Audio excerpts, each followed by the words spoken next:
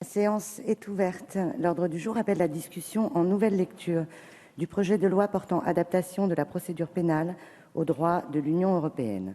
La parole est à Madame Christiane Taubira, garde des Sceaux, ministre de la Justice.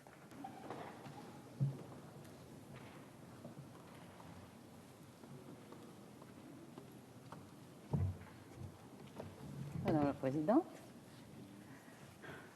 Madame la Présidente, Monsieur le Président de la Commission des lois, Monsieur le rapporteur, Mesdames les députés, Messieurs les députés, Madame la Ministre de l'Éducation nationale, de l'Enseignement supérieur, de la Recherche. Mesdames et Messieurs, nous arrivons pratiquement au terme de l'examen de ce texte de transposition de décisions cadres et de directives européennes. Il s'agit d'un texte pénal et je veux vous remercier très chaleureusement pour la qualité du travail qui a été fourni. Vous êtes assidus dans l'examen des textes à caractère pénal. Nous en connaissons les difficultés. Ces difficultés sont liées au fait que très souvent, enfin en tout cas ces dernières années, notre procédure pénale a évolué essentiellement sous l'influence de transposition de textes européens. Et nous avons nous-mêmes posé, il y a 2 ans ici, la nécessité d'anticiper et de prendre la main nous-mêmes donc sur la modernisation de la procédure pénale. Et vous savez que j'ai confié une mission à Jacques Beaume, procureur général, qui a remis un rapport de très grande qualité, un rapport sur lequel nous allons nous reposer pour proposer des modifications dans la procédure pénale. Donc nous devrions avoir l'année prochaine un texte pénal qui nous permettra de moderniser notre procédure pénale et de mettre un terme à des mécontentements puisque ces modifications qui ont été introduites ces dernières années, essentiellement sur la base des transpositions européennes. Ces modifications ont suscité des mécontentements, parfois fondés, parfois infondés, mais en tout état de cause légitimes tous, dans la mesure où l'instabilité même de la procédure pénale conduit aussi bien les enquêteurs que les avocats chargés de la défense, les conduit à considérer qu'ils n'ont pas de visibilité sur la procédure pénale.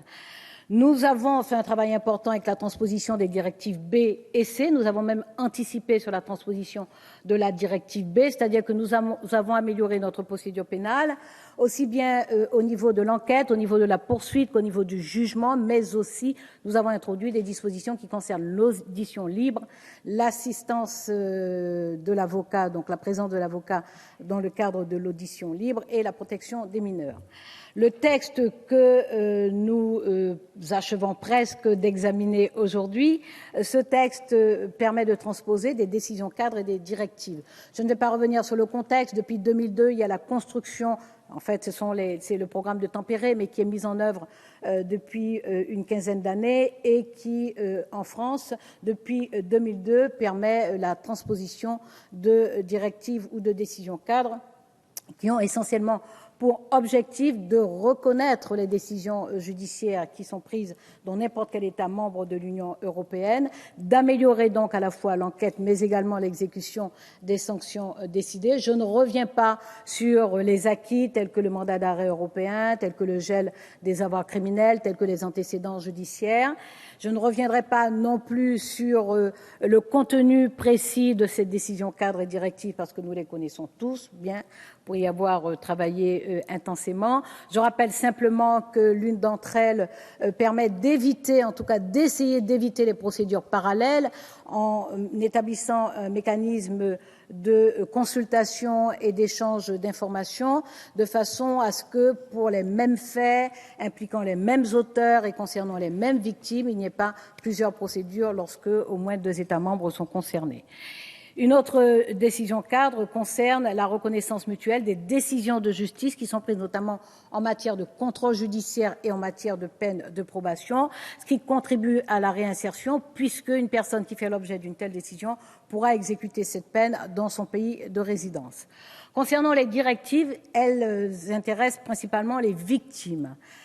Il y en a une qui concerne la protection des victimes, donc l'application dans n'importe quel État membre des mesures de protection qui ont été décidées pour les victimes, et l'autre concerne les droits, le soutien et l'accompagnement individualisé des victimes. Je vais peut-être m'arrêter un petit peu, vu que sur la politique d'aide aux victimes, nous sommes régulièrement mis en cause, alors qu'il n'y a pas de comparaison possible entre la politique d'aide aux victimes qui a été conduite sous le précédent quinquennat principalement et celle que nous avons mise en œuvre depuis 3 ans. J'en rappelle simplement les grandes lignes. Sous l'ancien quinquennat, on a beaucoup parlé des victimes, mais sur les 4 années du quinquennat, le budget d'aide aux victimes a baissé. Nous, depuis 3 ans, nous augmentons ce budget d'aide aux victimes. La première année de 26%, la deuxième année de 8%, la troisième de 22%, la quatrième de 22%.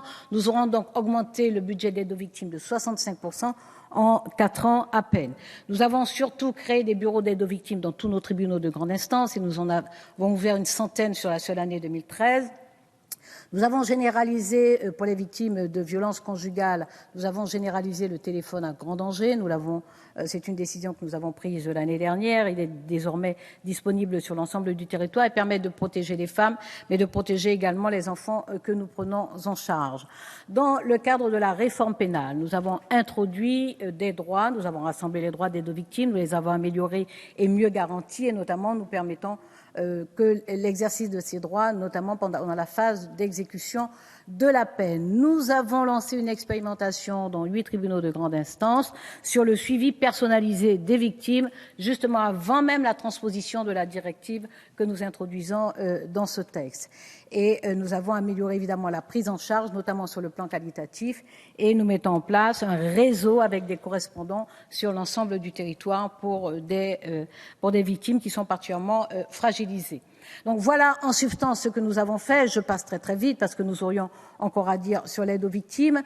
Ce texte donc qui a été travaillé avec l'exigence que vous montrez en général sur les textes de la justice, ce texte a permis une adoption conforme pour la plupart des dispositions, sinon toutes, qui concernent les transpositions.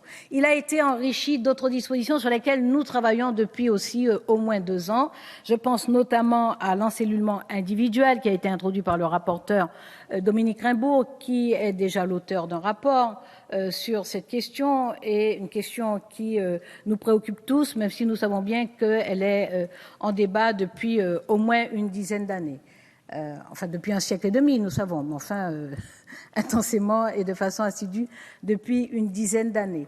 Ensuite, il y a la suramende qui a été introduite, et ces 2 dispositions ont fait l'objet d'un travail, je dirais, déjà d'au moins 2 ans et demi, un travail approfondi, et une solidité donc juridique qui est absolument incontestable.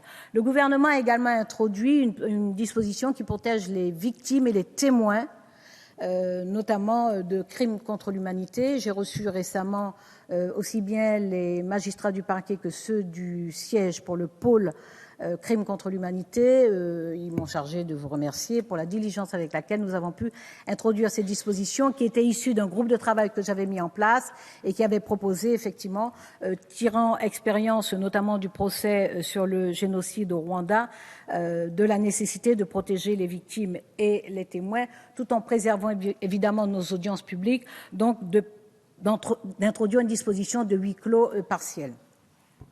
Il est dommage donc que ces dispositions qui ont été très bien travaillées n'aient pas fait l'objet d'un accord. En tout cas, si la CMP du début du mois n'a pas été conclusive, je crois que c'est essentiellement dû au fait que ces dispositions qui, convenons-en, sont des dispositions substantielles, ont été travaillées et introduites à l'Assemblée nationale. J'ai longtemps siégé dans cet hémicycle. Je sais à quel point chaque chambre est très très attachée à enrichir les textes et à y introduire des dispositions solides. C'est le cas, mais je sais aussi que parfois les relations entre les 2 chambres sont un peu délicates. Il y a quand même des circonstances où la confiance est là et où chaque chambre admet l'introduction de mesures substantielles par l'autre chambre. Il demeure que nous n'avons pas réussi, en tout cas la CMP n'a pas été conclusive et nous sommes donc ici dans une nouvelle lecture. Il reste une disposition qui va faire l'objet de discussions tout à l'heure sur la base de l'amendement que le gouvernement va présenter. Je ne reviens pas sur les circonstances dramatiques qui nous ont conduits à envisager d'introduire dans la loi des dispositions, donc d'introduire dans le Code de procédure pénale des dispositions qui concernent la transmission d'informations dans le domaine pénal par l'autorité judiciaire à destination des administrations. Jusque-là, nous le faisions par consigne à travers des circulaires. Il s'avère que, étant donné que l'un des principes directeurs de notre Code de procédure pénale, c'est le secret de l'enquête, que ce secret est prévu et encadré par l'article 11 du Code de procédure pénale, il est incontestable qu'il nous faut une loi pour déroger à ce secret de l'enquête. Et cette dérogation, évidemment, nous conduit à répondre à 3 questions. La première, c'est à quel moment effectuer cette communication d'informations, cette transmission. La deuxième question est de savoir quels agents peuvent être concernés par cette transmission d'informations. Et la troisième concerne les infractions. Il est évident que c'est le support idéal, d'une certaine façon, pour procéder à cette modification du Code de procédure pénale, compte tenu évidemment de l'urgence, mais pas seulement, compte tenu du fait aussi qu'une directive européenne de novembre 2013 relative aux qualifications professionnelles fait obligation à tous les États d'informer les autorités compétentes des autres États membres des interdictions qui pèseraient sur des personnes dont la profession les conduit à être en contact habituel avec des mineurs, c'est-à-dire des enfants et des adolescents. C'est donc bien le support législatif qui convient en l'occurrence. La difficulté de l'exercice, évidemment, consiste à trouver les 3 chemins de crête qui nous permettent de conjuguer, d'une part, la nécessaire protection de ces publics fragiles, à savoir les enfants et les adolescents, et d'autre part, de respecter, évidemment, l'exigence d'un autre principe fondamental de notre procédure pénale, c'est le respect de la présomption d'innocence. C'est dans cet esprit que nous avons travaillé au niveau du gouvernement, au niveau de la commission des lois également, du rapporteur et de la responsable du rapporteur Dominique Rimbourg et de la responsable du texte Colette Capdevielle. Et je crois que nous avons trouvé à peu près la bonne mesure pour conjuguer ces 2 exigences. Nous allons vous proposer, à travers un amendement du gouvernement, quelques précisions complémentaires et quelques aménagements qui permettront notamment pour les personnes qui sont en contact régulier avec des enfants et des adolescents, dans le cas d'infractions sexuelles et violentes contre ces enfants et ces adolescents, de permettre que le procureur puisse apprécier et décider de transmettre l'information dès le stade de la garde à vue, parce que nous ne concevons pas que le procureur puisse être empêché de transmettre une information de cette nature selon les éléments dont il dispose. Évidemment, il faut y apporter des garanties. Une garantie forte peut consister à recueillir les observations de la personne mise en cause. Pour les autres infractions, c'est-à-dire non pas les infractions sexuelles et violentes contre des enfants et des adolescents, et pour les autres agents, nous pensons que la transmission d'informations doit s'effectuer au stade de la mise en examen. Nous rappelons évidemment que les personnes qui sont destinataires de ces informations, c'est-à-dire les administrations qui peuvent être appelées à prendre des mesures conservatoires, nous rappelons que ces destinataires sont tenus au secret professionnel, doivent le respecter. La violation du secret professionnel est punie d'1 an d'emprisonnement et de 15 000 € d'amende. Ce sont donc des dispositions sur lesquelles nous allons revenir tout à l'heure à l'occasion de la discussion sur l'amendement. Je veux vous renouveler mes remerciements, vraiment très très chaleureux, parce que grâce à ce travail qui n'a pas cessé d'ailleurs depuis le mois de juin où nous nous sommes vus sur ce texte, nous nous sommes parlé et vus pratiquement tous les jours avec un souci réciproque d'aboutir et d'écrire la disposition la plus exacte et la plus efficace possible. Vous avez exprimé des réticences lors de la lecture précédente. Ces réticences étaient fondées parce que c'était la difficulté déjà de conjuguer à la fois la protection des enfants et des adolescents d'une part et d'autre part de préserver le respect de la présomption d'innocence. Il y avait effectivement une interrogation sur l'écriture. Je crois que nous avons bien avancé. En tout cas, la disponibilité que vous avez montrée permet que pour la rentrée prochaine, ces dispositions puissent entrer en application. Elles vont concerner évidemment les situations nouvelles. Pour ce qui concerne les situations déjà réelles, nous sommes convenus qu'il est important de pouvoir les identifier, les repérer et y apporter des réponses. Nous allons y revenir tout à l'heure à l'occasion de la discussion sur l'amendement, mais nous pensons qu'une disposition réglementaire bien travaillée en consultation et qui pourra être prise dans les toutes prochaines semaines devrait nous permettre d'apporter ces réponses, donc la réponse législative pour les situations nouvelles et la réponse réglementaire qui nous permettra d'apporter une réponse satisfaisante aux situations qui nous auront échappé, mais que nous avons le souci de pouvoir détecter avec efficacité. Merci. Merci, Madame la Ministre. La parole est à Madame Najat Vallaud-Belkacem, Ministre de l'Éducation nationale, de l'Enseignement supérieur et de la Recherche.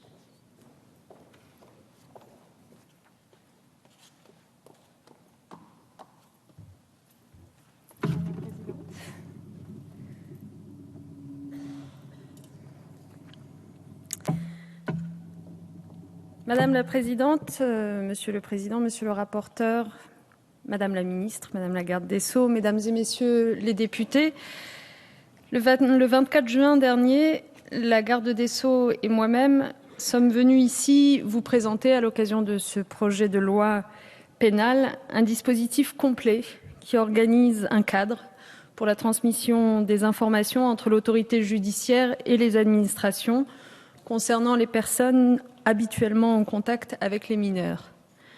Notre objectif était simple, mettre fin à des décennies de pratiques incertaines dans la transmission des informations entre la justice et le ministère de l'Éducation nationale sur des affaires graves, notamment des violences de nature sexuelle impliquant des professionnels travaillant avec des enfants.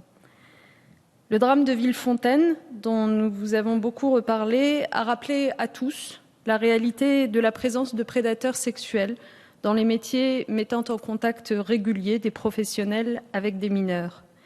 Et ce drame nous a rappelé à nous, ministres, la nécessité absolue de disposer d'un cadre juridique précis, un cadre qui puisse sécuriser les magistrats eux-mêmes chargés des transmissions, y compris au stade des poursuites. Un cadre qui soit aussi la base sur laquelle construire pour demain de nouvelles relations de travail entre l'autorité judiciaire d'une part et les rectorats de l'autre, afin de mieux protéger les enfants et de faire en sorte que les événements de Villefontaine ou encore d'Orgères ne puissent plus se reproduire. Et bien sûr, même si c'est en ma qualité de ministre de l'Éducation nationale ma préoccupation première, ce ne sont pas que les élèves que nous voulons protéger, mais bien tous les enfants accueillis ou pris en charge par des professionnels. Pendant ce débat et au moment de votre vote du 24 juin dernier, vous nous avez fait part, Monsieur le rapporteur, Mesdames et Messieurs les députés, de votre engagement à apporter des réponses nouvelles, mais aussi de votre prudence en cette matière où il vous appartient, en effet, en tant que législateur, de trouver, avec le soutien du gouvernement, le bon équilibre entre notre devoir de protection des enfants, mais aussi la nécessité de respecter la présomption d'innocence. Vous aviez alors appelé à un dialogue, à des échanges. Ces échanges, nous les avons eus longuement pour entendre vos préoccupations, pour expliquer les points qui nous semblaient incontournables ou pour vous présenter les démarches que nous avions d'ores et déjà engagées avec nos services. Ce dialogue était primordial. Ce texte n'a évidemment pas pour vocation de jeter l'opprobre sur une profession ou de mettre en danger nos professionnels, mais bien de protéger les enfants des prédateurs qui agissent à ce jour dans nos écoles, nos établissements ou nos accueils collectifs. Nous parlons évidemment ici d'une minorité, quelques centaines de personnes, mais il suffit d'un homme pour que l'innocence de 61 enfants soit volée, comme ça a été le cas à Villefontaine. Nos discussions, le travail que nous avons engagé ensemble ont été riches, pas toujours faciles, pour la simple raison que nous touchons ici à des sujets complexes, où l'émotion aurait pu, comme en d'autres temps, l'emporter sur la raison. Ça n'a pas été le cas, et ensemble nous avons réussi à parvenir, lors des discussions, à un juste équilibre, et je crois que le dispositif qui a été voté par votre commission et enrichi de l'amendement que vous proposera tout à l'heure le gouvernement, va permettre de mettre en place quelque chose de véritablement opérationnel. Vos propositions, en l'occurrence, ont permis, par exemple, d'affirmer l'obligation de prévenir la personne mise en cause de la transmission des informations à son employeur, d'établir le nécessaire secret professionnel qui doit présider aux transmissions d'informations, de manière à ce que seuls les personnels compétents et habilités à prendre des mesures conservatoires ou à enclencher des mesures disciplinaires soient alertés. Nous partageons, monsieur le rapporteur, les mêmes préoccupations, ne pas réagir sous le coup de l'émotion, mais mettre fin à des dysfonctionnements systémiques et à une absence de cadre générant de l'insécurité pour les magistrats. Avec l'amendement du gouvernement, nous vous proposons de maintenir la possibilité d'information au stade de la mise en examen, avec les précautions souhaitées dans le projet de votre commission. Et pour les infractions les plus graves, la possibilité d'information interviendra dès le stade de la garde à vue, dès lors qu'il existe contre la personne des raisons sérieuses de la soupçonner. Pour ces mêmes infractions, l'obligation d'information sera garantie en cas de condamnation, bien sûr, mais aussi lorsque la mise en examen sera accompagnée d'un contrôle judiciaire assorti d'une interdiction d'exercer une activité en contact avec les mineurs. Je veux le rappeler, les dispositions qui seront soumises à votre vote sont indispensables, non pas pour répondre à une urgence, mais bien pour inscrire dans la loi les règles et procédures que certains jusqu'alors appliquaient, mais que d'autres ne mettaient pas en œuvre. Notre objectif, c'est bien aussi d'unifier, d'harmoniser les procédures sur le territoire et de créer un cadre applicable pour tous. Je tiens à rassurer votre Assemblée sur la façon dont notre administration traite ces informations et traitera ces informations. Il n'y a évidemment pas de traitement systématique. Il y a, au cas par cas, des appréciations circonstanciées fondées sur l'examen individualisé. Dans les remontées dont nous avaient fait part en avril les inspections générales que nous avions saisies avec Christiane Taubira, sur les 300 affaires impliquant des agents de mon ministère entre 2012 et 2014, 70% de ces affaires ont donné lieu à des mesures conservatoires, 25% n'ont donné lieu à aucune suite, les informations ne justifiant pas de décision de protection des mineurs, et 5% se sont traduites par des déplacements des fonctionnaires sur des postes sans contact avec les mineurs. Vous le voyez, chaque mesure est pensée, réfléchie et prise avec le souci de préserver l'intérêt de tous. Et je tiens à le rappeler ici parce qu'il en a été fait état lors de notre précédent débat. Il a été fait état des drames survenus il y a plus de 15 ans, suite à des accusations fallacieuses dont des agents avaient pu être victimes. Je tiens donc à le rappeler ici, les fonctionnaires en charge de prendre des mesures conservatoires ou des sanctions disciplinaires individuelles ont tous en mémoire ces événements. C'est avec le plus grand discernement et sur le fondement d'informations solides que devra désormais leur fournir la justice qu'ils prendront leurs décisions. S'agissant des affaires nouvelles, l'information sera donc désormais accessible au rectorat et pour le cas des personnes condamnées dont nous n'aurions pas eu connaissance de la condamnation, nous prendrons avec la garde des Sceaux des mesures réglementaires qui nous permettront un contrôle en cours de carrière du casier judiciaire. Ce que nous voulons éviter, je le redis ici, c'est les situations de Villefontaine ou d'Orgères. C'est notre responsabilité et nous l'assumerons. Au-delà des mesures législatives, je veux enfin vous assurer de la totale mobilisation de mon ministère pour mettre en place, dès cette rentrée scolaire, au mois de septembre, des procédures fiables et concrètes qui rendront pleinement opérationnel le vote d'aujourd'hui, le dispositif que vous adopterez, je l'espère. J'ai ainsi demandé au recteur, en début de ce mois, de nommer dans chaque académie un référent justice qui sera l'interlocuteur identifié de chaque parquet, assermenté, formé, soumis au secret professionnel. Ce référent justice au sein de chaque académie aura un rôle clé dans le dispositif.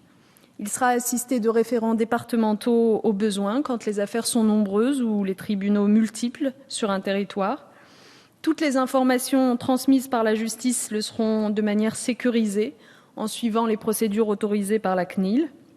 Et puis les référents qui seront nommés auront, au-delà de ce rôle de suivi des affaires en cours, le rôle très important de fluidifier les rapports avec la justice dans d'autres domaines. Je pense en particulier à la justice des mineurs. Je pense au suivi des signalements déposés en vertu de l'article 40 du Code de procédure pénale. La chancellerie, comme l'a indiqué la garde des Sceaux, travaille également à nos côtés pour développer toutes les modalités pratiques afin que ce dispositif législatif soit efficace. Et j'en terminerai par là. La garde des Sceaux et moi-même, nous vous avons présenté un texte pour changer les choses, pour ne plus seulement dénoncer les dysfonctionnements, mais vraiment pour agir. C'est un dispositif qui est attendu par les fonctionnaires de nos deux ministères qui vont travailler à sa mise en œuvre. C'est un dispositif qui est attendu par les familles qui attendent légitimement de l'école qu'elle soit un cadre sécurisé pour leurs enfants. Et puis c'est un dispositif qui est attendu par les familles meurtries que la garde des Sceaux et moi-même avons rencontrées et à qui nous devons d'agir pour éviter que d'autres enfants vivent la situation que leurs enfants ont pu vivre. Je vous remercie. Merci. La parole est à Monsieur Dominique Raimbault, rapporteur de la Commission des lois constitutionnelles, de la législation et de l'administration générale de la République.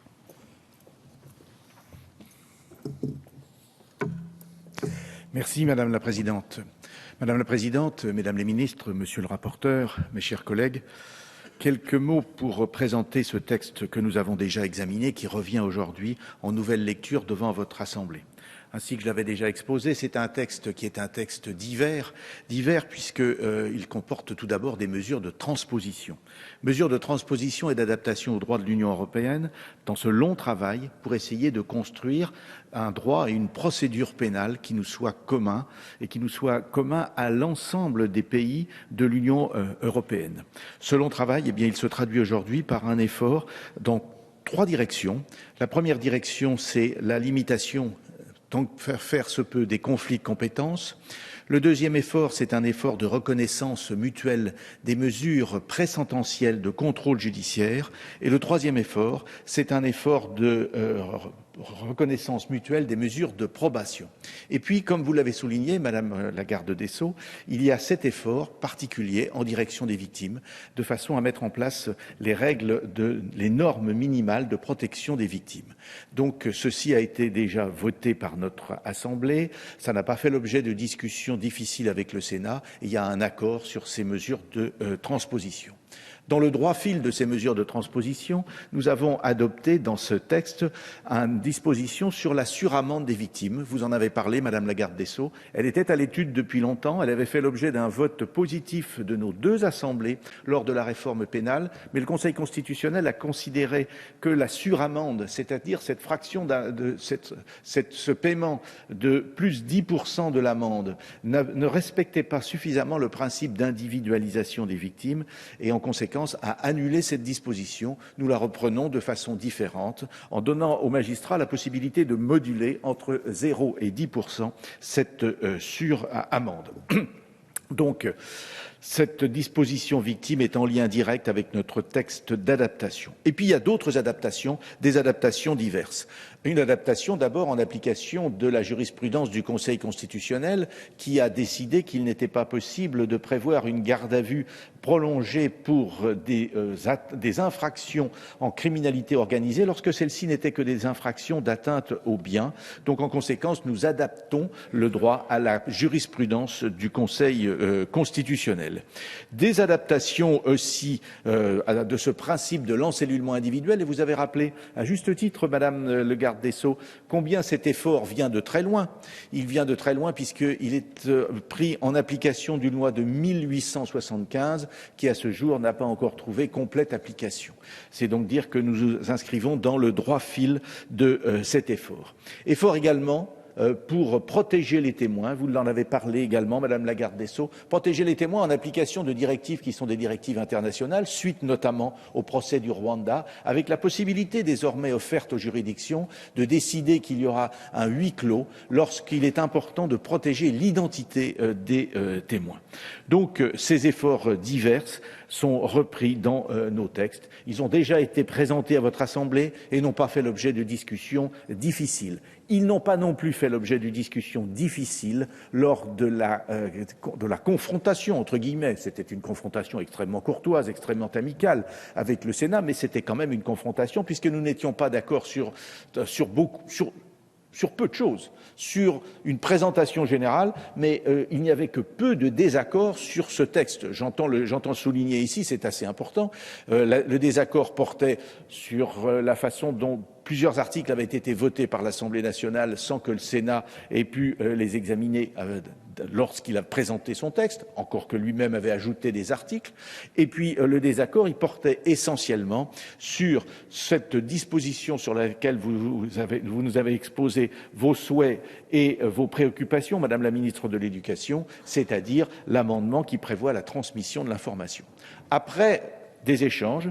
Et c'est exact que lors de la première lecture, au début du mois de juin, j'avais exprimé les regrets et les difficultés que j'éprouvais à voter le texte en l'état et le souhait que j'avais et le souhait que nous avions tous, parce que je ne me suis pas exprimé simplement en mon nom propre, le souhait que nous avions tous de trouver un équilibre, un meilleur équilibre entre la nécessaire information et l'absolue nécessité de protéger les enfants, comme vous l'avez dit, Madame la ministre de l'Éducation, et en même temps le principe de la présomption d'innocence. Et ce principe, c'est pas quelque chose de religieux devant lequel nous nous agenouillons parce que c'est marqué au fronton de la République. C'est un guide pour l'action. Guide pour l'action qui veut simplement dire que l'on ne peut prononcer des condamnations qu'après avoir pris les nécessaires précautions pour s'assurer que la condamnation, elle est vraie et qu'elle correspond à une véritable culpabilité. Ce n'est pas du tout un principe religieux, c'est un guide pour l'action et le fait que la condamnation ne peut être prononcée qu'à l'issue de procédures qui garantissent le sérieux de cette condamnation. Ce n'est pas purement formel. Alors, nous avons progressé au terme de discussions qui ont été parfois difficiles, parce qu'il ne faut pas le cacher. Il y avait deux objectifs qui étaient difficiles à rendre compatibles, et nous avons progressé. Quel est le résultat de ces efforts? Eh bien, le résultat, il peut se décliner de deux façons. Il se décline tout d'abord sur la transmission des informations générales lorsque, quelle que soit l'infraction, le procureur estime que l'infraction rend difficilement compatible le maintien de l'activité de l'intéressé. Et dans ces cas généraux, le procureur il a la possibilité de transmettre l'information à l'autorité chargée du contrôle du personnel lorsque celui-ci est mis en examen ou lorsque est saisie la juridiction, que cette saisine émane du procureur ou émane du juge d'instruction. C'est une possibilité qui est laissée à l'appréciation du procureur et ensuite le pouvoir disciplinaire de l'employeur fait le reste. Deuxième dispositif, c'est le dispositif qui concerne cette fois-ci les agressions, principalement les agressions sexuelles, qui sont commises par des personnels dont la profession amène à un contact régulier avec des mineurs. Là, nous avons adopté plusieurs mesures. La première de ces mesures, c'est que nous avons créé une possibilité de contrôle judiciaire, une nouvelle obligation du contrôle judiciaire faisant interdiction à l'intéressé d'exercer une profession qui l'amène à avoir, ou une activité qui l'amène à avoir un contact régulier avec les mineurs. La deuxième disposition, c'est que le procureur a l'obligation de transmettre à l'employeur, que celui-ci soit l'Éducation nationale, c'était le cas qui nous intéressait, mais ce n'est pas seulement l'Éducation nationale, et vous avez eu raison, Madame la ministre de l'Éducation, de l'avoir souligné, le procureur a l'obligation de transmettre l'information selon laquelle une mesure de contrôle judiciaire a été prononcée, ou bien encore une condamnation, même non définitive, a été prononcée, parce qu'une condamnation, même non définitive, est d'ores et déjà un élément qui est un élément public. Troisième temps de ce dispositif, cette fois-ci, c'est une faculté qui est donnée au procureur. Cette faculté, elle est donnée à 3 moments de la procédure. Elle lui est donnée lorsque, à l'issue de la garde à vue, il estime qu'il y a des raisons plausibles de penser qu'il y a une incompatibilité avec le contact avec les mineurs. Il doit, à ce moment-là, et ce sont les garanties que nous avons introduites, il doit aviser l'intéressé qu'il fait cette transmission et il doit également recueillir ses observations de façon à ce que celui-ci puisse s'expliquer sur la réalité de ce contact quotidien, la réalité de son activité professionnelle. Et puis, comme dans le dispositif général, eh bien, il y a la possibilité d'aviser d'une mise en examen ou d'une saisine de la juridiction. Ici encore, que cette saisine émane du procureur par la convocation devant un tribunal ou que cette saisine émane du juge d'instruction à la suite d'une ordonnance de renvoi. Voilà le dispositif. Ce dispositif, cette fois-ci, me semble, autant que faire se peut, être sur cette ligne de crête si difficile entre la garantie du sérieux de l'enquête et du caractère fondé des accusations.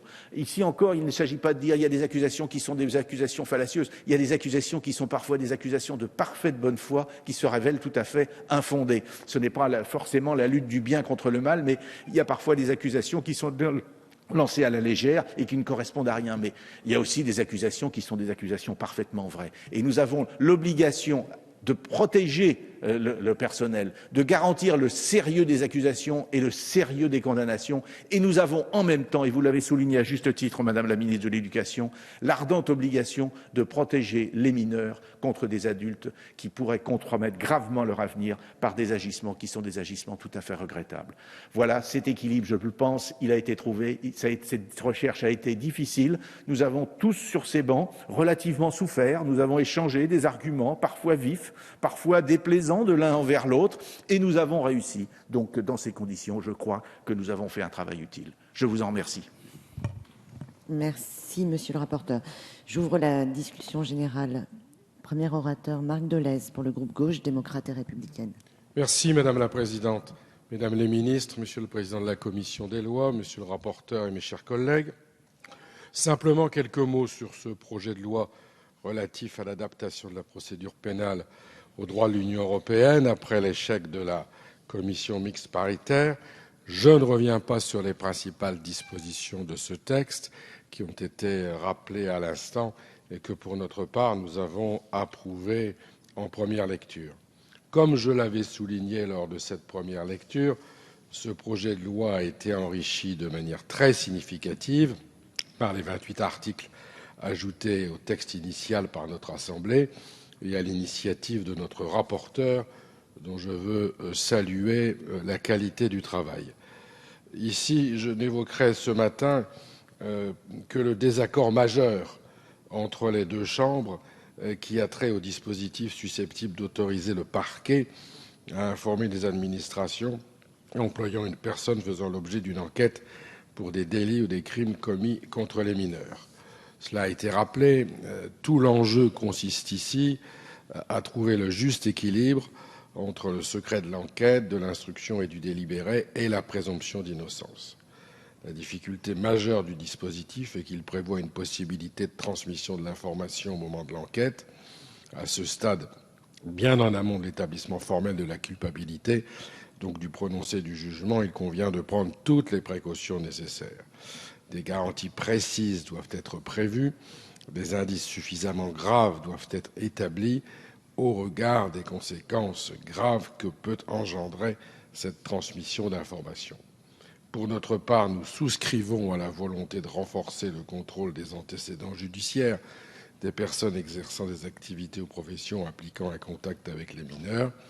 Si nous sommes convaincus de la nécessité de combler les vides juridiques afin de renforcer l'information entre la justice et les administrations pour protéger les enfants, nous insistons aussi sur la nécessité de respecter impérativement les principes des droits de la défense, chaque personne mise en cause devant être informée des pièces et informations transmises à son sujet, et cela d'une manière contradictoire.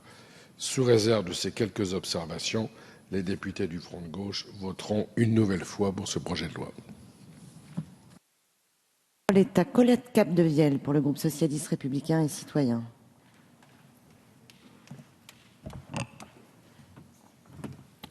Merci Madame la Présidente, Mesdames les ministres, Monsieur le Président de la Commission des lois, Monsieur le rapporteur. Nous sommes effectivement ici après l'échec malheureux de la commission mixte paritaire. C'est regrettable car la majeure partie de ce texte recueillait finalement l'accord de nos deux assemblées.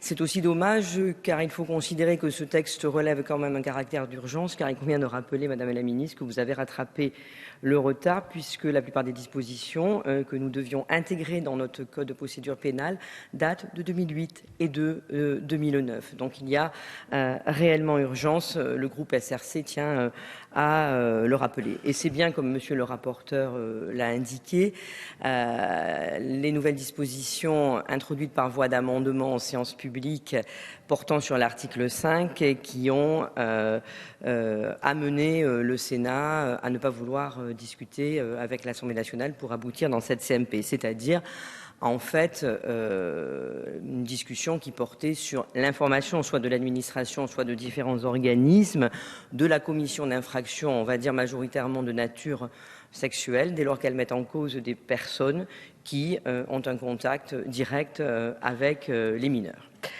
Le groupe SRC, qui a d'ailleurs suivi en cela le rapporteur, avait émis de nombreuses et très sérieuses réserves sur la rédaction initiale de l'amendement qui avait été présenté par le gouvernement, un texte qui avait été jugé trop généraliste, portant atteinte aux libertés, principalement au principe à la fois constitutionnel et conventionnel de la présomption d'innocence, mais aussi du secret de l'enquête et du secret de l'instruction. Alors, nous l'avons dit et nous l'avons redit, on était sur un sujet délicat.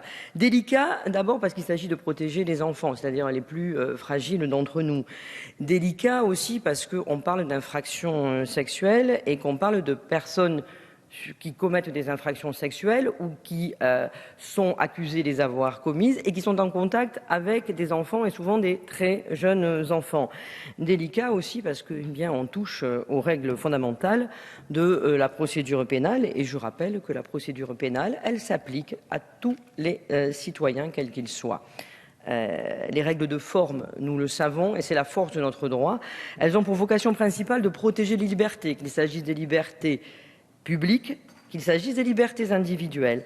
Ces règles de forme, elles ne sont pas édictées pour rien, comme le disait monsieur le rapporteur. Elles sont là pour protéger, pour garantir contre l'arbitraire, pour garantir les droits de chacun, pour garantir les droits de chaque partie dans le cas d'un juste équilibre. Ces règles, elles sont aussi destinées à respecter le principe du contradictoire, que chaque partie puisse être à la fois représentée et défendu contradictoirement. C'est le principe cardinal d'une justice éclairée, d'une justice démocratique et le groupe SRC y tient à ces principes fondamentaux sur lesquels on ne peut jamais s'asseoir. Certes, la protection des mineurs, je viens de le dire, est une priorité. Le groupe SRC l'entend et le groupe SRC le soutient. Pour autant, il ne s'agit pas de placer le principe de précaution au sommet de la pyramide de la hiérarchie des normes, faute de quoi, sous couvert du principe de précaution, qui resterait encore dans l'éducation nationale. Faisons aussi très attention, et toujours sous couvert de protection, d'aboutir à l'effet inverse, et souvent de rendre inopérant un procédé d'information parce que beaucoup trop lourd et parce que surtout totalement inadapté. Nous connaissons nos administrations, qu'il s'agisse de la justice ou qu'il s'agisse de l'éducation nationale. Attention aussi au risque pour l'enquête. Attention au risque pour l'enquête par rapport à la recherche de la vérité. Madame la garde des Sceaux, vous l'aviez dit, ni trop tôt ni trop tard, trouver le juste et le bon moment pour informer. Et c'est là justement, et c'est bien pour cela que nous avons eu ces discussions parfois vives, parce que nous tenions justement à ce que tous les droits et toutes les garanties puissent être exercés et protégés. C'est vrai, on le sait aussi, il y a quand même eu beaucoup de vies détruites, notamment dans le corps enseignant, par des révélations totalement abusives et par des allégations mensongères. Et quand je dis des vies détruites, je sais de quoi je parle, puisque je parle de suicide. Cessons aussi de vouloir faire tout porter à la loi et de croire qu'une loi va tout régler. Réfléchissons aussi aux pratiques de nos différentes administrations, à leurs relations transversales et surtout à l'amélioration de la communication entre elles. Et pour cela, on pourra faire toutes les plus belles lois. Le plus important restera nos manières et nos volontés de travailler ensemble. Notre rapporteur, que je tiens à féliciter tout particulièrement, est allé au bout du bout de ce qui est acceptable juridiquement et vraiment je tiens à le féliciter pour avoir vraiment travaillé aussi efficacement dans le cadre de l'élaboration de l'accord qui a pu aboutir. L'amendement qui a été voté en commission des lois finalement fait la synthèse entre les nécessaires avancées qu'il faut dans notre droit, l'obligation effectivement de légiférer comme l'a souhaité l'éducation nationale à raison, mais également, comme je viens de le faire aussi, et comme doivent le faire les parlementaires, le rappel des principes fondamentaux de la procédure pénale. Je rappelle, et j'insiste là-dessus, la présomption d'innocence est un principe à valeur à la fois constitutionnelle et à valeur, c'est 1789, et à valeur conventionnelle également. C'est la Déclaration des droits de l'homme et du citoyen. C'est un standard du droit pénal international. L'information des administrations et des organismes en cas de condamnation, pour nous, cela ne posait absolument aucune difficulté d'ordre juridique. Et c'est vrai que nous pouvons regretter que cela n'ait pas pu se faire dans les affaires récentes qui ont défrayé la chronique. Imposer cette information dans la loi est réellement un progrès incontestable et nous vous remercions de l'avoir fait. Ça, c'était absolument indispensable. Et il y avait un vrai vide juridique et donc ce texte était le bon véhicule pour le faire. L'amendement voté en commission des lois fait la différence, comme l'amendement initial d'ailleurs du gouvernement, entre l'information obligatoire, qui est très encadrée, et l'information facultative donc par le procureur de la République. Cette information obligatoire, elle est très encadrée et elle est réservée à 2 cas. Et ce sont 2 cas bien précis. D'abord, pour les personnes qui exercent une activité professionnelle ou sociale qui implique un contact habituel avec des mineurs et un droit dont l'exercice est contrôlé directement ou indirectement, et que cette personne est condamnée, même si ce n'est pas définitivement, mais qu'une décision de justice a été rendues pour une ou plusieurs infractions graves qui sont toutes très distinctement limitées et énoncées dans le code de procédure pénale, donc limitativement énumérées. C'est ce que nous souhaitions pour ne pas partir à l'aventure. Deuxième cas exclusif dans lequel le procureur a l'obligation d'informer l'administration ou l'organisme, c'est lorsque la personne exerce donc cette activité avec les enfants est placée sous contrôle judiciaire et soumise à une obligation qui découle directement de l'exercice du contrôle judiciaire de ne pas exercer une activité qui la place directement en contact avec les mineurs. L'information facultative dans le texte que nous avons voté en commission des lois, elle est également très encadrée et encadrée à 2 cas, mise en examen, saisine du juge d'instruction ou renvoi devant une juridiction pour des infractions, là encore, très limitativement énumérées. Et surtout, nous avons placé, et c'est ce que nous souhaitions initialement, 3 garanties complémentaires qui étaient absolument nécessaires pour enrichir ce texte et le préserver sur le plan juridique, qui sont inscrites dans la loi. L'information, je dirais surtout la notification à la personne qui est concernée de ce que, les faits pour lesquels elle est mise en cause vont être rapportés à l'administration ou l'organisme dans lequel elle le travaille. C'est quand même bien la moindre des choses que de l'informer, que l'on va informer. C'est une formalité indispensable qui est aussi destinée à vérifier que justement l'opportunité de cette transmission est réelle et c'est aussi une garantie en termes quand même de droit de la défense. Nous y avons mis une deuxième garantie qui est le droit de suite, indispensable, fondamental, et ça arrive parfois, heureusement, non-lieu, relax, acquittement. Il est important que l'administration puisse également être informée. C'est rarement le cas. Et ensuite, contraindre l'administration ou l'organisme concerné, c'est la 3e garantie au secret. Et ce, sous peine de sanctions pénales, ce sont les règles du secret professionnel, telles que c'est prévu dans notre code, qui vont s'appliquer. Secret absolu, sous peine de sanctions pénales. C'est vraiment une garantie importante eu égard à la présomption d'innocence, au secret de l'enquête, au secret de l'instruction et encore au droit de la défense. Enfin, et j'en termine, s'agissant de l'élargissement des conditions d'accès par l'administration au B2 du casier judiciaire, je salue là encore la prudence de notre rapporteur. L'introduction d'une telle mesure sans évaluation préalable dans le code de procédure pénale pourrait avoir des effets qu'on ne mesure pas vraiment et qui pourraient être assez catastrophiques. Alors, pas à pas, et j'en termine vraiment, nous sommes arrivés à un bon compromis. Effectivement, l'amendement du gouvernement présenté aujourd'hui en séance affine le mécanisme mis en place en étendant l'information à la fois à la mise en examen et à la fin de la garde à vue, où là, il y a effectivement une présentation, l'assistance d'un avocat et donc des garanties des droits de la défense, en prévoyant également le recueil de l'information par visioconférence, à condition toutefois que ça ne devienne pas le principe et que la visioconférence ne soit vraiment réservée qu'à des cas exceptionnels. Voilà, au terme de ces débats, donc on devrait finalement tous se retrouver pour voter ce texte. En tout cas, en vous remerciant pour tout le travail qui a été effectué et la confiance en notre Assemblée, le groupe SRC votera ce texte. Merci. La parole est à Monsieur Claude Deganay pour le groupe Les Républicains.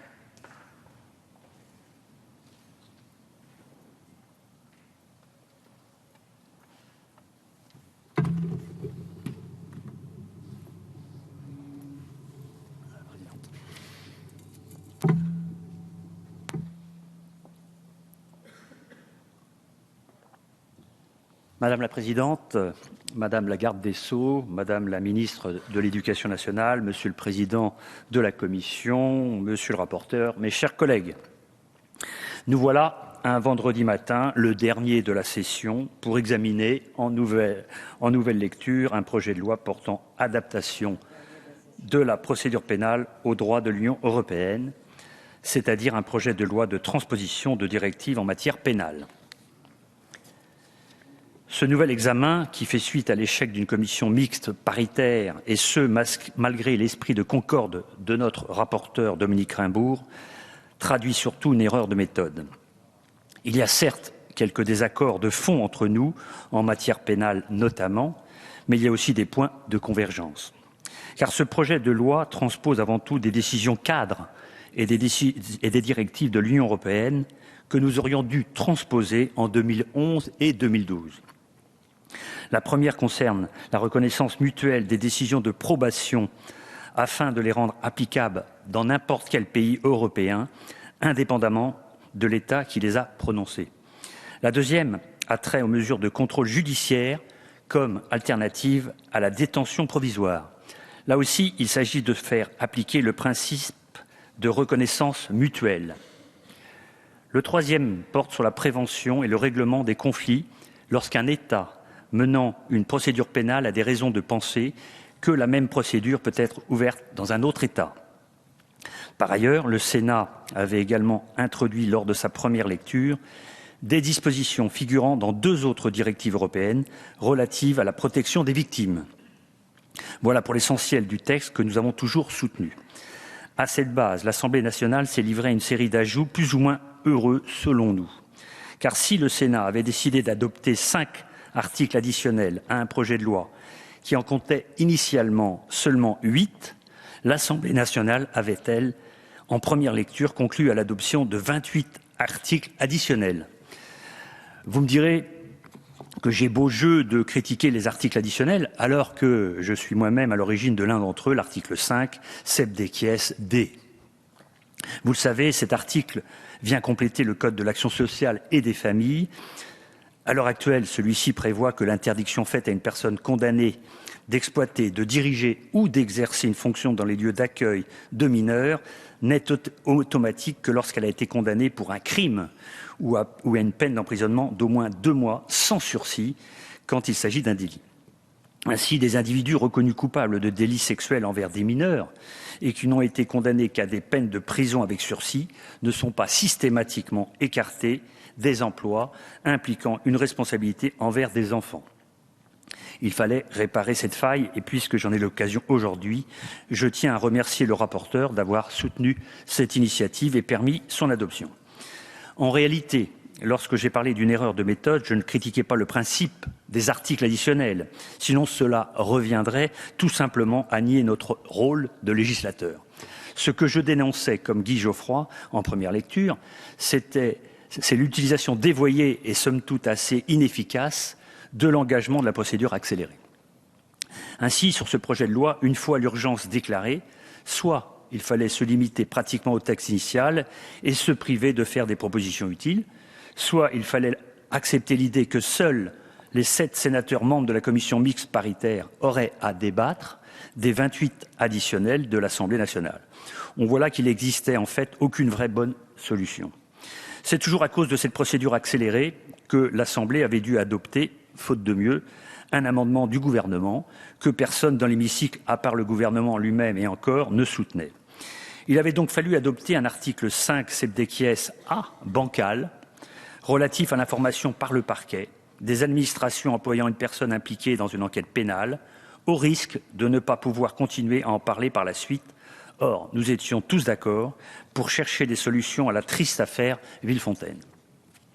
Le dispositif voté ne satisfaisait personne car il présentait de vraies faiblesses. Il était attentatoire à la présomption d'innocence puisqu'il intervenait sans considération de la condamnation pénale. C'est une des raisons pour laquelle nous lui préférions la solution de mon collègue Pierre Lellouche, lequel entend agir via les peines complémentaires. Le dispositif opère ainsi un transfert de responsabilité de l'autorité judiciaire vers l'administration pour prendre les mesures préventives nécessaires contre la personne mise en cause. En commission des lois, ce mercredi 15 juillet, ce dispositif a été totalement réécrit. Alors peut-être est-ce parce que je ne suis pas membre de cette commission, mais je ne crois pas que cette version-ci s'affranchisse totalement des critiques formulées à l'encontre du premier dispositif. Elle est plus équilibrée, certes, mais est-elle totalement satisfaisante? La marge d'appréciation laissée à l'autorité administrative dans le cas où le dispositif retient le principe d'une information facultative me laisse perplexe à ce stade. Enfin, vous connaissez notre désaccord de fond sur l'article 5 octies qui permet la conversion des peines d'emprisonnement en sursis avec mise à l'épreuve ou en contrainte pénale. Et plus encore sur l'article 5 quater decies qui prévoit la prise en compte de la surpopulation carcérale pour l'octroi de réductions supplémentaires de peine. Vous ne serez donc pas étonné par l'abstention de mon groupe, comme en première lecture sur ce texte. Je vous en remercie. Merci. La parole est à Monsieur Philippe Gomes pour le groupe Union des démocrates et indépendants.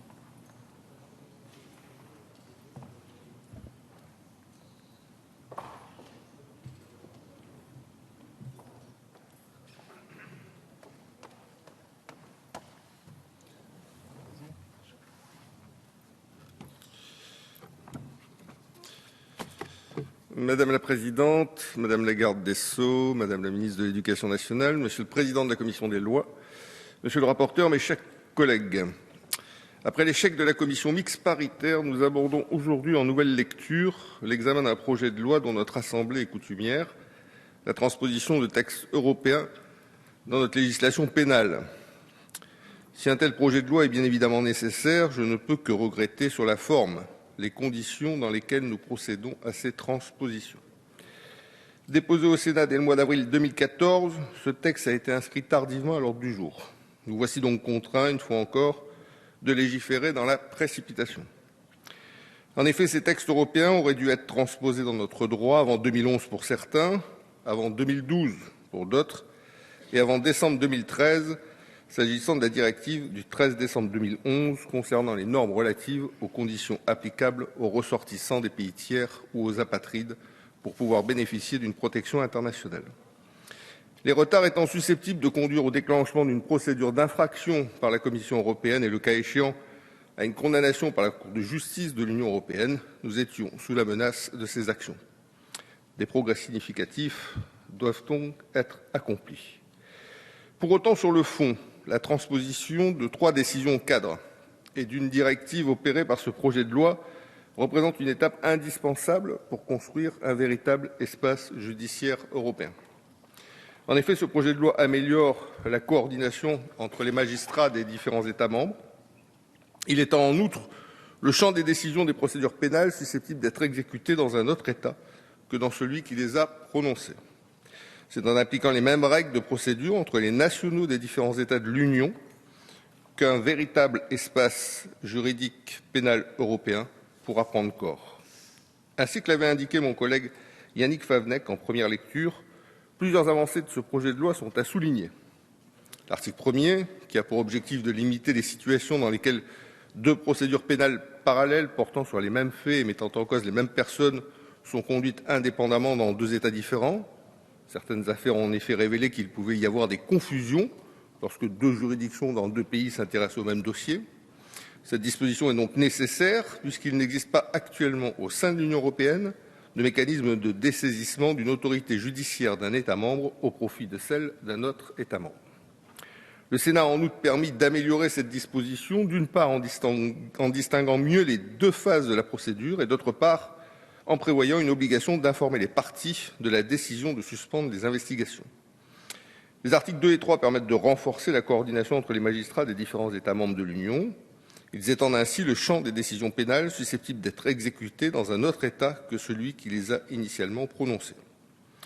En revanche, le danger d'une telle loi est de céder à la tentation de la surtransposition, en l'utilisant comme un véhicule législatif permettant d'y insérer des dispositions qui dépassent le cadre de la simple transposition. Le Sénat a certes fait adopter quelques articles additionnels, de façon modérée, 5 nouveaux qui s'ajoutent aux 8 initiaux. 3 de ces dispositions portent sur une adaptation au droit de l'Union européenne. Les 2 autres articles, 5 bis et 5 ter, visent à apporter quelques corrections à 2 dispositions du Code de procédure pénale rendues nécessaires, l'une par la jurisprudence du Conseil constitutionnel, l'autre par le nouveau dispositif de la contrainte pénale. Ainsi, l'article 5 bis permet de résoudre une difficulté posée par une censure du Conseil constitutionnel s'agissant des gardes à vue en matière de criminalité organisée. L'article 5 ter répare un oubli de la loi sur la prévention de la récidive concernant le caractère exécutoire de la conversion de la contrainte pénale en peine d'emprisonnement. Ainsi que l'a indiqué le rapport au Sénat Françoise Oqueto, le Sénat est donc resté dans les limites du droit d'amendement. Or, notre Assemblée a inséré 28 nouveaux articles traitant notamment de la prise en compte des conditions de détention sur l'obtention des remises de peine, de la transmission d'informations pénales aux administrations afin d'assurer la protection des mineurs et de la création d'une majoration des amendes pénales au profit de l'aide aux victimes. Autant de dispositions nouvelles qui, si elles sont pertinentes pour la plupart, mériteraient davantage de débats et ont échappé de fait à l'examen du Sénat. Nos deux assemblées n'ont ainsi pu parvenir à établir un texte de compromis. S'agissant de la disposition introduite à l'initiative du gouvernement relative à l'information par le parquet des administrations employant ou exerçant une tutelle sur une personne impliquée dans une enquête pénale, il constitue l'un des principaux points de désaccord de l'Assemblée. Le rapporteur a fait adopter par notre commission des lois un amendement de réécriture de cet article. Or, selon nous, cet article est très général puisqu'il ne se limite pas aux atteintes contre les mineurs et s'étend à toute infraction et à toute administration. En outre, il nous semble attentatoire à la présomption d'innocence puisqu'il intervient avant toute condamnation pénale. Enfin, le transfert de responsabilité opéré par cet article de l'autorité judiciaire vers l'administration prive la personne de tout recours et risque de laisser les administrations démunies face à un problème qui les dépasse. Ainsi, le groupe IDI estime qu'il s'agit d'un texte à la fois nécessaire au regard de nos engagements européens et utile pour renforcer l'entraide judiciaire européenne. Pour autant, en raison des réserves évoquées, nous nous abstiendrons. Merci. La discussion générale est close. J'appelle monsieur le rapporteur, vous ne souhaitez pas? Très bien. J'appelle maintenant, dans le texte de la commission, les articles du projet de loi, les articles 3 bis à 5 sex des siès ne faisant l'objet d'aucun amendement. Je vais les mettre aux voix successivement. Article 3 bis, qui est pour, qui est contre, il est adopté. Article 4 ter, même vote, adopté. Article 4 quater A, même vote, adopté. Article 4 quater, même vote, adopté. Article 5 bis A, même vote, adopté. Article 5 bis, même vote, adopté. Article 5 ter, même vote, adopté. Article 5 quater A, même vote, adopté. Article 5 quinquies, même vote, adopté. Article 5 sexies, même vote, adopté. Article 5 septies A, même vote, adopté. Article 5 septies B, même vote, adopté. Article 5 septies C, même vote, adopté. Article 5 septies, même vote, adopté. Article 5 octies, même vote, adopté. Article 5 nonies, même vote, adopté. Article 5 décies, même vote, adopté. Article 5 indécies, même vote, adopté. Article 5 duo décies, même vote, adopté. Article 5 ter décies, même vote, adopté. Article 5 quater décies, même vote, adopté. Article 5 quin décies, même vote, adopté. Article 5 sex décies, même vote, adopté. Nous en venons à l'article 5 sep décies A, sur lequel, monsieur le rapporteur, vous êtes inscrit. Madame la Présidente, c'était en partie pour vous permettre de souffler un instant dans cette longue litanie et faire quelques très rapides observations sur les critiques que vous avez suggérées, que vous avez faites à l'encontre de ce texte, tout en vous remerciant de cette position d'abstention et sur les appréciations positives. Très rapidement, sur la critique de la procédure parlementaire qui a été adoptée, c'est les conséquences de la procédure accélérée et on l'a en permanence, dès l'instant où il y a une procédure accélérée, une des deux assemblées qui se trouve dans la position de découvrir des articles qu'elle ne connaissait pas lors de la CMP. Sur l'écart qu'il y aurait, qu'il y aurait, je dis bien, j'emploie bien le conditionnel, qu'il y aurait éventuellement entre le texte initial et les amendements qui ont été ajoutés, je considère que cet écart n'existe pas vraiment. En effet, l'ensemble des amendements ont à voir avec les dispositions européennes. L'ensemble des amendements, pourquoi? Parce que, tout d'abord, tout ce qui concerne la question de l'encellulement individuel, c'est l'application des règles pénitentiaires européennes, que ce soit la prise en compte de la surpopulation carcérale, que ce soit encore la conversion possible des peines lorsque nous avons à faire un stage de citoyenneté. Quant à la question du droit des victimes, c'est l'application de la directive du 25 octobre 2012 qui nous fait obligation d'harmoniser notre droit des victimes. Quant à la transmission des informations pénales, vous l'avez dit, Madame la garde des Sceaux, mais je tiens à le rappeler parce que ça me paraît important, c'est la directive du 20 novembre 2013. Et enfin, l'ensemble des amendements vise à sécuriser notre procédure pénale. Ce souhait, il est partagé à la fois par les deux assemblées, par le Sénat et par l'Assemblée nationale, visant à obtenir la sécurité et l'efficacité des procédures pénales. La sécurité, c'est l'application de la jurisprudence du Conseil constitutionnel qui nous impose de réviser les conditions de garde à vue lorsque nous avons affaire à de la criminalité en bande organisée qui n'est pas des atteintes aux personnes, c'est l'escroquerie en bande organisée, et nous avons pris des amendements qui vont dans ce sens. L'effectivité de la sanction, c'est de prévoir la possibilité de transformer une contrainte pénale non exécutée en emprisonnement. Et puis l'effectivité et la sécurité des sanctions, c'est toute la sécurisation des délais que nous avons apportés par ces amendements. Je tenais à apporter ces précisions parce qu'elles me semblent importantes et je vous remercie. Merci. L'article 5, 7 des A, un amendement numéro 5 du gouvernement. Madame la garde des Sceaux. Oui, merci Madame la Présidente, Monsieur le Président de la Commission des lois, Monsieur le rapporteur, Mesdames, Messieurs les députés. Je crois que cet amendement n'a plus aucun secret pour personne, tant chacun d'entre nous a été soucieux à tout moment de vérifier que chaque mot et chaque virgule étaient conformes à notre souci, comme je le disais, comme nous l'avons tous répété à la tribune, donc Madame la ministre de l'Éducation nationale, vous-même, Monsieur le rapporteur, et les autres intervenants divers, nous avions tous le souci de trouver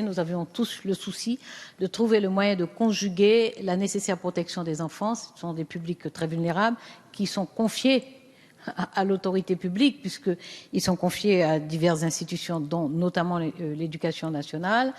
Conjuguer donc cette nécessaire protection et la préservation de la présomption d'innocence. Donc c'est le souci que nous avons. Il n'y a aucune inquiétude, aucune interrogation concernant la condamnation. La condamnation est publique. La transmission de l'information va donc de soi. Nous n'avons pas eu à débattre de cela. En amont de la condamnation, l'étape juste précédente, c'est celle de la poursuite, et l'étape précédente encore est celle de l'enquête.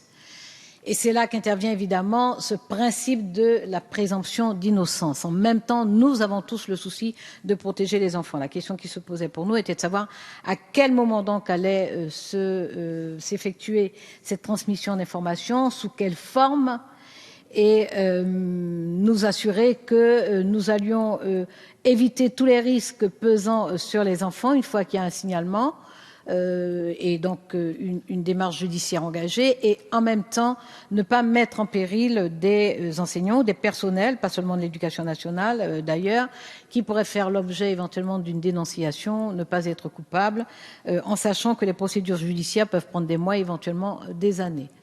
Je pense que nous avons trouvé la bonne écriture. Alors vous disiez, monsieur le député, que personne ne croyait en l'amendement. Si, nous y croyons. IONS.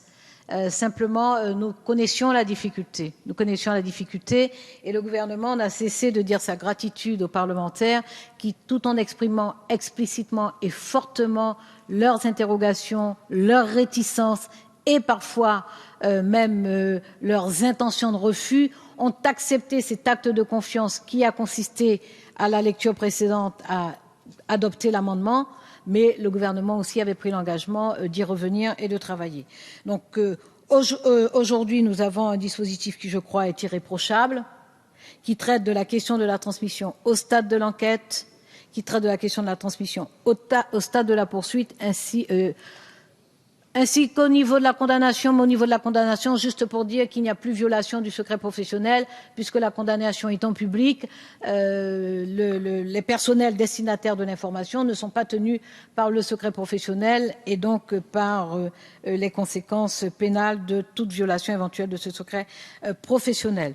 Donc nous sommes convenus qu'il est bon qu'au stade de l'enquête, le procureur de la République puisse apprécier à partir des éléments qui sont à sa disposition et en cas de raison sérieuse de soupçonner que même avant l'engagement de poursuite, la personne mise en cause l'est de façon qui justifie un signalement, que cette transmission d'informations puisse être faite. Et je remercie les parlementaires d'y avoir consenti. Au stade de la poursuite, il est prévu, bien entendu, aussi cette possibilité de transmission. Au stade de la condamnation, cette transmission est absolument obligatoire. Simplement, nous avons distingué deux situations. La situation des personnes qui sont en relation permanente avec, habituelle, dit la loi, avec des enfants et des adolescents. Et pour ces infractions sexuelles et d'agression sexuelle et violente, dans ces cas, évidemment, les dispositions sont plus fermes et plus impérieuses. Dans le cas général, que nous avons appelé le cadre général, et qui concerne toujours des personnes en contact habituel avec des enfants et adolescents, mais pour d'autres infractions que ces agressions sexuelles et violentes, et qui concerne l'ensemble des agents publics, c'est au stade de la mise en examen que se ferait cette transmission. Voilà donc cet amendement. En fait, c'est un amendement qui apporte simplement quelques aménagements et quelques précisions aux modifications que la commission des lois a introduites dans ce texte après notre discussion du mois de juin. Merci, monsieur le rapporteur. Je mets donc aux voix l'amendement numéro 5 qui est pour, qui est contre, qui s'abstient. Il est adopté. Je mets aux voix l'article 5 septessies A qui est pour, qui est contre, qui s'abstient. Il est adopté. Je mets aux voix l'article 5 septessies B qui est pour, qui est contre. Il est adopté. Je mets aux voix l'article 5 septessies C. Même vote, adopté. Nous en venons à l'article 5 septessies D avec un amendement numéro 4. Monsieur De Ganay. Oui, merci Madame la Présidente. Cet amendement vise à préciser par la loi qu'à chaque renouvellement de l'agrément d'un assistant maternel ou familial, l'administration vérifie que les majeurs vivant au domicile du demandeur n'aient fait l'objet d'aucune condamnation pour des délits ou crimes commis contre des mineurs. En effet, il existe une absence de clarté législative en ce qui concerne la vérification des antécédents des majeurs vivant au domicile des assistants familiaux ou maternels demandant un renouvellement de leur agrément. Monsieur le rapporteur, l'avis de la commission. Je sollicite le retrait de cet amendement. En effet, la lecture des articles D421-4 et D421-20 démontre que la demande de renouvellement de l'agrément est soumise aux mêmes conditions que la demande initiale. Et dans la demande initiale, il y a la nécessité de produire un extrait numéro 3 du casier judiciaire, ce qui fait que l'amendement est satisfait par l'existence de la réglementation existante. Sinon, avis défavorable. Merci. Madame la ministre, l'avis du gouvernement. Même avis pour les mêmes raisons. Nous partageons la préoccupation de monsieur le député. Simplement, cette préoccupation est satisfaite par les dispositions actuelles du Code de procédure pénale. C'est la loi, c'est également la pratique. Par conséquent, le gouvernement vous suggère également le retrait de l'amendement. Monsieur De Ganay. Oui, je rajoutais aussi que dans cet article effectivement visé, il y a une ambiguïté concernant le renouvellement automatique de l'agrément. C'est ça qui nous gênait. Monsieur De Ganay, vous maintenez l'amendement, vous le retirez? Vous le maintenez. Je le mets donc aux voix. Il a reçu un avis défavorable de la commission et du gouvernement qui est pour. Qui est contre? Il n'est pas adopté. Je mets aux voix l'article 5, c'est des CSD, qui est pour, qui est contre, il est adopté. Les articles 5, c'est des CSE E à 7, ne faisant l'objet d'aucun amendement. Je vais les mettre aux voix successivement. Article 5, c'est des CSE E, même, qui est pour, qui est contre, il est adopté. Article 5, septdecies, même vote, adopté. Article 6 bis, même vote, adopté. Article 7, même vote, il est adopté. À l'article 7 bis, un amendement numéro 1 de M. Rimbaud. Monsieur le rapporteur. C'est un amendement qui vise à différer l'application de la loi dans le temps jusqu'au 1er octobre 2015 pour laisser aux administrations la possibilité de se mettre en place. Madame la garde des Sceaux, avis du gouvernement. Oui, c'est un avis favorable. Effectivement, le gouvernement souhaite, parce que c'est un texte qui sera adopté au milieu de l'été, donc par respect aussi bien pour les juridictions que pour les justiciables, pour un certain nombre de dispositions, il est souhaitable qu'effectivement leur application soit différée de très peu. Au plus tard, janvier 2016, certaines dispositions seront applicables dès novembre 2015. Elles concernent notamment la suramende favorable aux victimes. Et puis, bien entendu, les dispositions qui concernent la transmission des informations pour les personnes en contact avec les mineurs sont d'application immédiate. Donc, celles-là ne font pas l'objet du report d'application. Gouvernement. Je mets aux voix l'amendement numéro 1, qui est pour, qui est contre, il est adopté.